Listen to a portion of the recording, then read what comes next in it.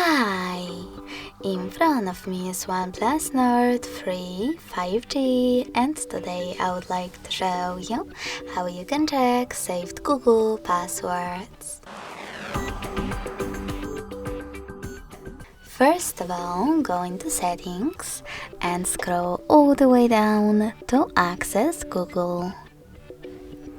Then tap on Autofill with Google, and Passwords. Finally, just click on one of your passwords that you wish to see, in my case my booking one, and enter your current login method.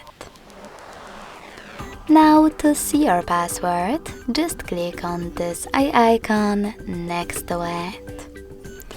Thanks so much for watching. If you enjoyed this video, don't forget to leave a like, comment and subscribe.